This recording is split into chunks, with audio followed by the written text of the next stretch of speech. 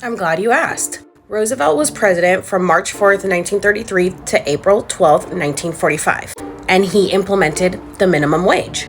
That again is supposed to be a decent livable wage where you still have money left over to do things outside of work and outside of paying bills, and you still have time to enjoy your life. But in 1926, the 40-hour work week was created, which means that when Roosevelt made the minimum wage a decent living wage, it was after the 40-hour work week was created. And it just so happened that after I had made those videos last night, I went to bed and I watched AOC Story, who was actually talking about the 40-hour work week. I swear we live in a simulation. The 40-hour work week was originally designed with one working household member in mind. It wasn't the idea that one 40-hour-a-week job could support a person, but an entire family. So here we are now working twice as much and getting half as far, especially when you account for the fact that even minimum wage has not kept up with the worker productivity and inflation. And where is all that extra disappeared money going? Corporate profits and Wall Street. Did you know our federal poverty line calculations also assume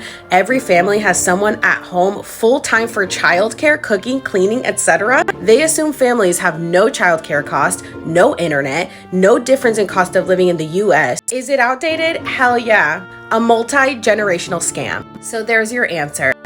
The minimum wage was meant to support a family of four because the 40-hour work week was implemented before Roosevelt set the minimum wage. And it wasn't until recently that both members of the household, both parents, had to go work because they couldn't afford to live. I grew up with my mom being able to be a stay-at-home mom and my dad being able to afford a family of four. That's not possible now. They are making sure that every single human being, able-bodied, is working because, like Rockefeller said, he wanted a generation of doers, not a generation of thinkers. Hence why he funded the public school system so that they could brainwash us to be little slaves for society. That's why school is the same hours as work, so that parents could go to work while kids were in school, training them that after they were done with school, they would have to go to work. The history of our country is fucked up, and it's time we stop just reiterating and gurgitating the same shit that they have taught us in schools and that they have brainwashed us with their propaganda, and realize that it was all based on lies.